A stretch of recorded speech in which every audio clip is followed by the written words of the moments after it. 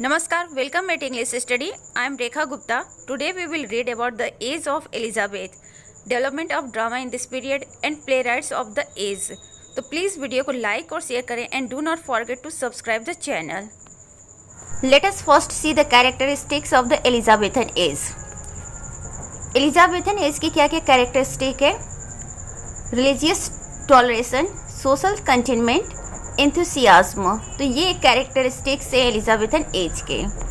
The age of Elizabeth was time of intellectual liberty, of growing intelligence and comfort among all classes, of unbounded patriotism and of peace at home and abroad. Elizabeth की time period बहुत ही popular रही है English history में, और उस time में जो एक इंटेलेक्चुअल लिबर्टी मिली लोगों को, साथ ही इंटेलिजेंस के फॉर्म में लोगों का ग्रोथ होता है और सभी क्लासेस को कंफर्ट मिलता है। ऐसा नहीं है कि किसी पर्टिकुलर क्लासेस को ही बस। और साथ ही इस पीरियड में बहुत ज़्यादा पैट्रियोटिज्म की फीलिंग आती है, और होम मीन्स इंग्लैंड में भी पीस होती है और आउट ऑफ इंग्लैंड भी। For a parallel must go back to the age of Pericles in Athens और ऑफ ऑगस्टस इन रोम और ऑफ लुइस 14 इन फ्रांस। तो अगर एलिजाबेथ की जो पीरियड है उसको कंपेयर किया जाए तो एथेंस में पेरिकल्स के शासन से किया जा सकता है, रोम में ऑगस्टस जो किंग ऑगस्टस से उनके शासन से कंपेयर किया जा सकता है, और वहीं फ्रांस में लुइस 14 के शासन से। और इन सभी लोगों का शासनकाल अपने अपने रिस्पेक्टिव कंट्री में बहुत ही अच्छा रहा है। Periods in the development of drama. तो देखते हैं ड्रामा में किस लेवल तक कैसे कैसे स्टेप बाय डेवलपमेंट होता है। रिलीजियस पीरियड फर्स्ट है। In Europe as in Greece the drama had a distinctly religious origin. तो जैसा देखा जाए ग्रीस में भी रिलीजियस फॉर्म में ही ड्रामा का ओरिजिन हुआ था, वैसे यूरोप में भी होता है। The first characters were drawn from the New Testament and the object of the first place was to make the church service more impressive और to emphasise more lessons by showing the reward of the good and the punishment for the evil doer। तो यहाँ पे दिखाया गया कि जो characters थे पहले वो न्यू टेस्टामेंट से लिए जाते थे ड्रामा के लिए, और जो फर्स्ट प्लेस के ऑब्जेक्ट्स भी थे वो चर्च के सर्विस को इम्प्रेसिव करने के लिए ही बनाया जाता था। और साथ ही एम्फेसाइज मोरल लेसन्स, तो मोरल वैल्यूज़ पे फोकस किया जाता था। और साथ ही ये बताया जाता था कि अगर कोई अच्छा काम करेगा तो उसके काम को रिवॉर्ड मिलेगा, मीन्स उसके काम की तारीफ़ होगी, उसको उसका अच्छा फल मिलेगा। अगर कोई बुरा काम करेगा तो उसको उसके लिए पनिशमेंट मिलेगी। तो यही सब थीम होते थे, ऑब्जेक्ट्स होते थे एट द टाइम के ड्रामा में। नेक्स्ट है miracle and mystery place. In France, the name miracle was given to any play representing the lives of the saints, while the mystere represented scenes from the life of Christ or stories from the Old Testament associated with the coming of Messiah। तो France में अगर miracle और mystery place के बारे में देखा जाए तो ऐसा माना जाता है कि मिरेकल जो टर्म है फ्रांस में वो ऐसी प्लेस के लिए लिया गया है जो रिप्रेजेंट करते हैं सेंट्स के लाइफ को, और जबकि मिस्ट्री रिप्रेजेंट करती है जो क्राइस्ट की लाइफ है या जो ओल्ड टेस्टामेंट की स्टोरीज है उसके सीन को प्रेजेंट करता है mystery place. In England this distinction was almost unknown. और इंग्लैंड में क्या था, इस तरह का डिस्टिंक्शन अननोन था। इंग्लैंड में इस तरह का कोई डिवीज़न नहीं था कि किस पर्टिकुलर प्ले को मिरेकल या मिस्टेयर कहा जाए। The name miracle was used indiscriminately for all plays having their origin in the Bible or in the lives of the saints।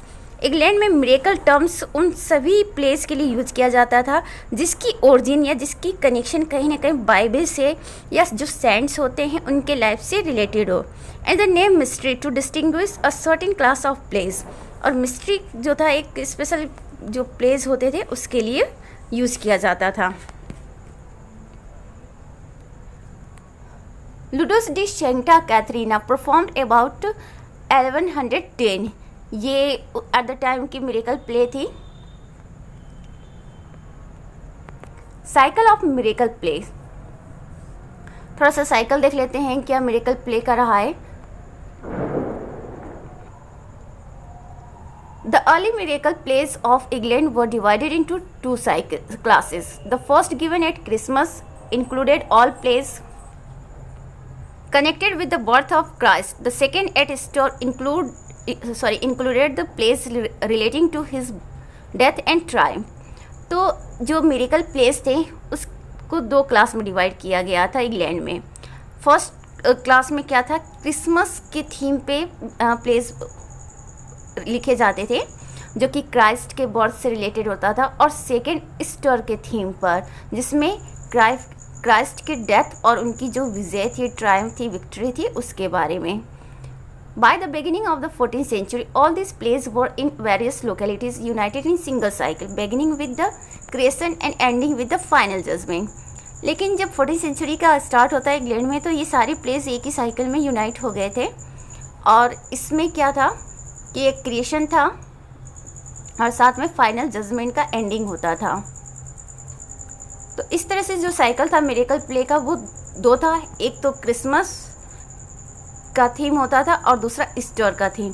Christmas के थीम में क्या होता था, क्राइस्ट के बर्थ के बारे में होता था, और ईस्टर के थीम में क्या था, डेथ और ट्रायम्फ किसकी, क्राइस्ट की। नेक्स्ट टॉपिक है the stage and the actor of the Elizabethan age. At first, the actors as well as the authors of the miracle plays were the priests and their chosen assistants. Later, when the town guilds took up the plays and each guild became responsible for one or more of the series, the actors were carefully selected and trained. तो पहले जो miracle place के authors और actors हुआ करते थे वो priest वगैरह ही होते थे और उनके चूजन जो असिस्टेंट होते थे। लेकिन जब मिरेकल प्लेस की जो रिस्पॉन्सिबिलिटीज़ है गिल्ड्स के, जो टाउन के गिल्ड्स होते थे, उन लोगों ने उठा लिया, तो अब वो लोग क्या करते थे कि उन लोगों ने कुछ एक्टर्स को बहुत ही केयरफुली सिलेक्ट करते थे और उन्हें ट्रेंड करते थे। ऐसा नहीं था कि गिल्ड्स के टाइम में मिरेकल प्लेस में सिर्फ प्रीस्ट वगैरह होते थे। स्टार्ट में तो प्रीस्ट और उनके असिस्टेंट होते थे, बट लेटर ऑन जब गिल्ड्स आए तो आम जनता भी इसमें आ गए, कॉमन लोग भी। Players had to be in their movable theatres scattered throughout the town in the squares and open places. अब उस समय क्या होता था, जो भी प्लेयर्स होते थे, एक्टर्स होते थे, उनको एक ऐसे प्लेस में इकट्ठा होना पड़ता था जहाँ पे उनका मूवेबल थिएटर होता था। मतलब एट द टाइम जो थिएटर्स होते थे वो फिक्स नहीं होते थे, इधर उधर ज़रूरत के हिसाब से मूव कराया जाता था। और इस तरह के जो थिएटर्स होते थे पूरे शहर में देखने को मिलता था, स्क्वायर्स वगैरह में, प्लेसेस में, जो ओपन प्लेसेस होते थे सब जगह देखने को मिलते थे इस तरह के theatres. Each of this theatres consisted of a 2-story platform set in the wheels. और ये जो थिएटर्स होते थे ना, इसमें 2 मंजिला प्लेटफॉर्म होता था, 2 स्टोरी, और ये व्हील्स पे सेट होते थे। व्हील्स पे इसलिए सेट होते थे क्योंकि इनको मूव कराना था, क्योंकि ये मूवेबल थिएटर्स थे।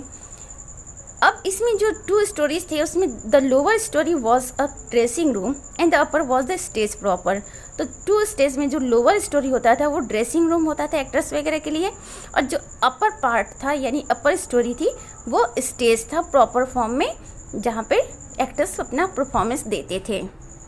तो ये था एट द टाइम की थिएटर जो कि मूवेबल होती थी। नेक्स्ट टॉपिक है the moral period of the drama.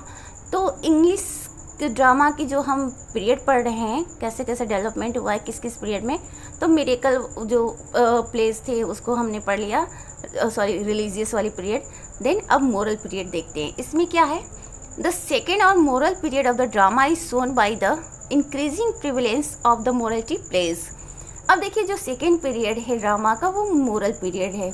इसमें क्या होता है कि जो मोरलिटीज प्लेस है उसमें बढ़ोतरी होती है, इंक्रीज होता है। In this the characters were allegorical personages, life, death, repentance, goodness, love, greed and other virtues and vices. तो इस तरह के जो मोरलिटी प्लेस होते थे उसके जो कैरेक्टर्स होते थे ना वो एलिगोरिकल पर्सोनेज होते थे। क्या क्या होते थे, लाइफ कैरेक्टर होता था, डेथ होता था, repentance, goodness, love, greed and other, और भी बहुत सारे जो अच्छाइयाँ होती थी और बुराइयाँ, वो सारे कैरेक्टर्स होते थे। The morality may be regarded therefore as the counter part of the romance of the rose.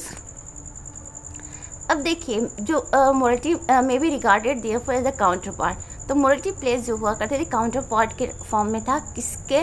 Romance of the रोज जो वर्क है उसकी counter part. The morality plays generally ended in the triumph of virtue, the leaping into hell mouth with vice on his back. अब देखिए क्या होता था, जो मोरटी place होते थे उसकी एंडिंग हमेशा ऐसी फॉर्म में होते थे जिसमें ये दिखाया जाता था कि वर्च्यू की जीत होती है, मतलब अच्छाई की जीत होती है, और जो बुराई होती है ना वो क्या करते हैं, अपने बैक पे वो लेकर अपनी बुराई को वो चला जाता है कहाँ पे? हेल माउथ, यानी कि नर्क के मुंह में। The best known of the morality is Everyman, और एट द टाइम की जो सबसे फेमस मोरटी प्लेस थी वो क्या थी? एवरीमैन। जॉन स्केल्टन की वर्क है मैग्निफिसेंस द नेक्रोमैंसर, ये भी famous morality play at the time के। David Lindsay the poet of the Scotch Reformation, David Lindsay भी जो थे उस टाइम के प्ले राइट्स थे और ये स्कॉच रिफॉर्मेशन के पोएट थे। तो ये कुछ ऑथर हैं एट द टाइम के जो कि फेमस है इस फील्ड में। द इंटरल्यूड्स, थोड़ा सा इंटरल्यूड्स देख लेते हैं। इसके बारे में लिटरेरी डिवाइस में भी हम जो वीडियो थी लिटरेरी डिवाइसेस वाले उसमें बताए थे, इसको एक्सप्लेन किए थे, इसको डिफाइन किए थे। थोड़ा यहाँ पे और डिटेल में देख लेते हैं। It is impossible to draw any accurate line of distinction between the moralities and the interludes. तो ऐसा कहा जाता है कि ये थोड़ा सा टफ है मोरलिटीज़ और इंटरल्यूड्स के बीच में डिफरेंस को फाइंड आउट करना, क्योंकि ये कहीं ना कहीं एक दूसरे से कनेक्टेड होते। कैसे कनेक्टेड होते थे? In general we may think of the latter as dramatic scenes at banquets and entertainments where a little fun was wanted and again slipped into miracle plays to enliven the audience after a solemn scene. तो generally जो interludes होते थे एक तरह का dramatic scenes होता था, और बैंकेट वगैरह में मतलब भोजन वोजन दावत के टाइम में इसको यूज़ किया जाता था लोगों को एंटरटेन करने के लिए, सो दैट कि फ़न क्रिएट किया जा सके। और जैसे मिरेकल प्लेस को जब परफॉर्म किया जाता था तो जो सोलम सीन होते थे, एकदम सीरियस वाले सीन होते थे मिरेकल प्लेस के, उसके बाद इंटरल्यूड्स को शामिल किया जाता था सो दैट कि थोड़ा सा लोगों का एंटरटेन हो सके और लोगों का मूड चेंज हो सके। The interludes originated undoubtedly in a sense of humor and to John Haywood, 1497 to 1580, a favorite retainer and jester at the court of Queen Mary, is due the credit for raising the interludes to the distinct dramatic form known as comedy. अब interludes क्या होते थे? ये undoubtedly इनका काम क्या था? Humour के सेंस को इंक्रीज करना था, वहीं से इनका ओरिजिनेशन होता है।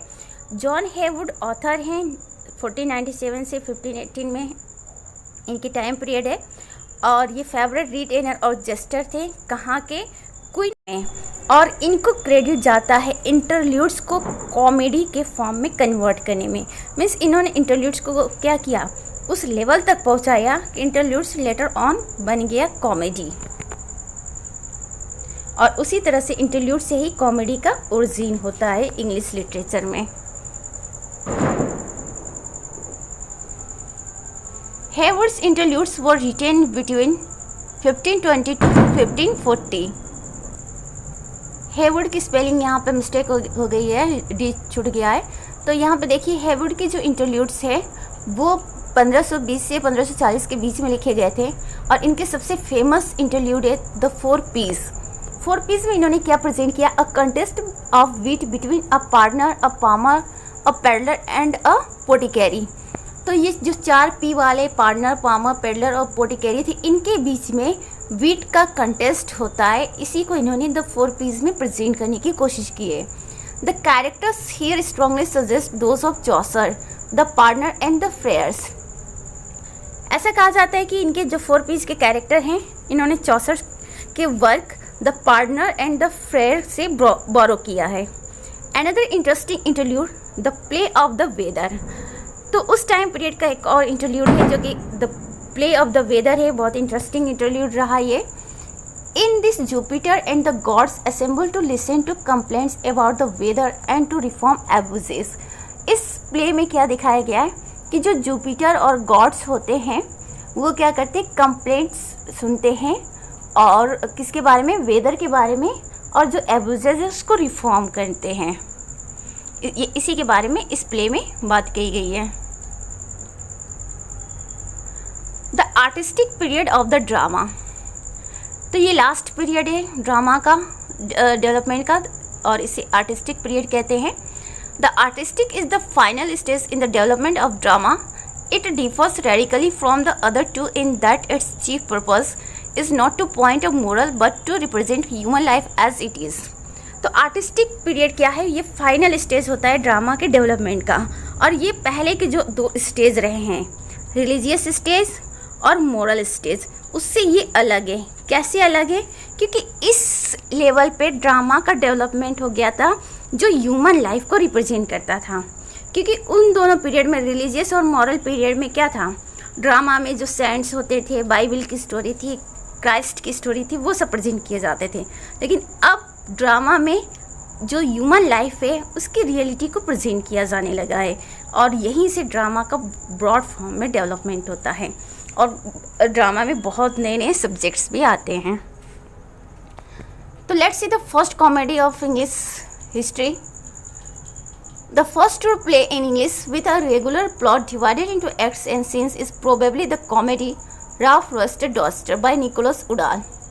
तो ऐसा माना जाता है कि इंग्लिश लिटरेचर की हिस्ट्री में सबसे पहली कॉमेडी वो थी राल्फ रस्टेड डॉस्टर निकोलस उडाल की, और ये कहा जाता है कि ये पहला प्ले है जो कि रेगुलर प्लॉट में और एक्ट और सीन्स में डिवाइड हुआ है।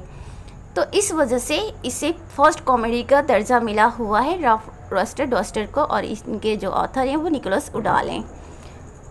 और ये जो निकोलस थे वो कौन थे, master of Eton and later of Westminster school. तो ये एटन में मास्टर थे, टीचर थे, और बाद में फिर वेस्टमिंस्टर स्कूल के टीचर होते हैं।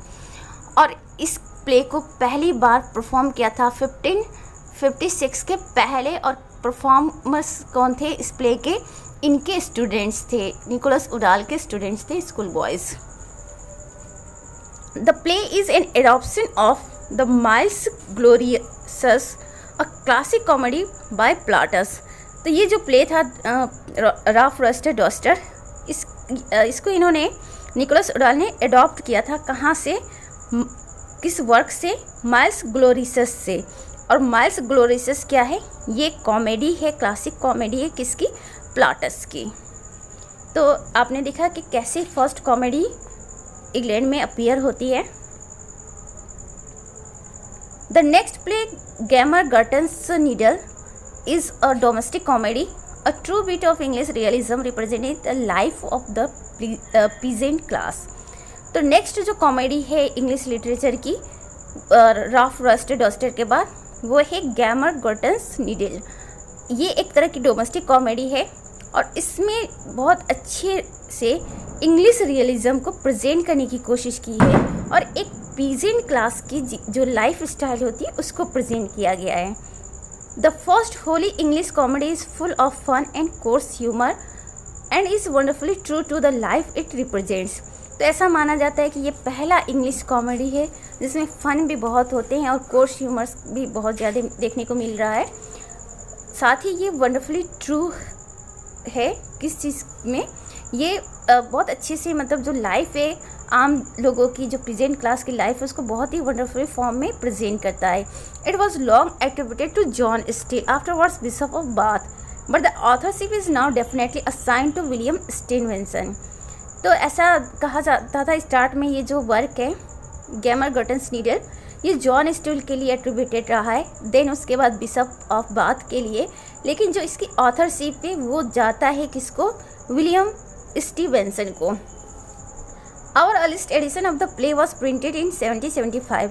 ऐसा कहा गया है इंग्लिश लिटरेचर की हिस्ट्री में कि जो 1775 में पहली प्रिंटेड एडिशन आई थी इन लोग के प्ले की, but a similar play Diccon of Bedlam was licensed in 1552। लेकिन कुछ ऐसा ही प्ले डेकन ऑफ बेडलम है कॉमेडी, और ये लाइसेंस्ड हुआ था, मीन्स प्ले के रूप में इसको कैटेगराइज किया था 1552 में, just before the 12 years of Shakespeare's birth. Next है द फर्स्ट ट्रेजेडी। तो जब आप लोगों ने फर्स्ट कॉमेडी देखा राल्फ रॉस्टर डस्टर, तो ये भी जानना जरूरी है कि इंग्लिश लिटरेचर की हिस्ट्री में फर्स्ट ट्रेजेडी क्या है। Gorboduc was written by Thomas Sackville and Thomas Norton and was acted in 1562, only 2 years before Shakespeare's birth. तो इंग्लिश लिटरेचर की हिस्ट्री की फर्स्ट ट्रेजेडी है गॉर्बोडॉक, और इसको लिखा किसने है? 2 लोगों ने लिखा है, टॉमस सैकविले और टॉमस नॉटर ने, और इसको एक्ट किया गया था, परफॉर्म किया था 1562 में, सिर्फ 2 साल पहले शेक्सपियर के जन्म के। It is remarkable not only as first tragedy but also as the first play to be written in blank verse. ऐसा कहा जाता है कि ये प्ले जो है गॉर्बोडॉक फर्स्ट ट्रेजेडी तो है ही इंग्लिश लिटरेचर की, साथ ही ये पहली प्ले है जिसे ब्लैंक वर्स में लिखा गया, क्योंकि इसके पहले जो प्लेज होते थे वो प्रोज में लिखे जाते थे, बट फर्स्ट टाइम में ये प्ले ब्लैंक वर्स में लिखा गया है। The latter being most significant since it started the drama into the style of verse best suited to the genius of English playwrights। और यही ब्लैंक वर्स जो था, आगे चल के जितने भी इंग्लिश ड्रामेटिस्ट हुए उन्होंने यूज़ किया ब्लैंक वर्स को। शेक्सपियर ने भी सब ब्लैंक वर्स में ही अपने कॉमेडी ट्रेजेडी सब लिखे हैं, तो लेटर ऑन बहुत ज़्यादा ब्लैंक वर्स पॉपुलर हो गया ड्रामा के लिए। It aims to show danger to which England is exposed by the uncertainty of succession. Otherwise, the plan of the play follows the classical rule of Seneca। तो क्या कहा गया है? It is aimed to show danger to which England। इसमें क्या दिखाया गया है कि इंग्लैंड में एक तरह का डेंजर है, किस बात को लेकर? सक्सेशन को की अनसर्टेनिटी को लेकर। तो उत्तराधिकारी को लेकर जो अनिश्चितता थी इंग्लैंड के रॉयल फैमिली में, उसी के डेंजर को ये प्रेजेंट करता है गॉर्बोडॉक। और अदरवाइज देखा जाए तो ये प्ले है जो क्लासिकल रूल है सेनेका का, उसको फॉलो करता है। This is all about today's video, क्योंकि जो एलिजाबेथन एज है वो बहुत लंबा जाएगा, कई वीडियोस उसमें बनेंगे और एक वीडियो में पॉसिबल नहीं है पूरे एलिजाबेथन एज को कवर करना, तो इसीलिए ये पहला पार्ट है एलिजाबेथन एज का। तो वीडियो को लाइक और शेयर करें, क्योंकि बहुत इंपॉर्टेंट आपको इन्फॉर्मेशन मिलते हैं इस वीडियोस में, और सभी एग्ज़ाम्स के लिए काफ़ी इंपॉर्टेंट इन्फॉर्मेशन है आपको, और स्कोरिंग फैक्ट्स भी है। तो प्लीज़ वीडियो को लाइक और शेयर करें एंड चैनल को सब्सक्राइब करें। Thanks for watching.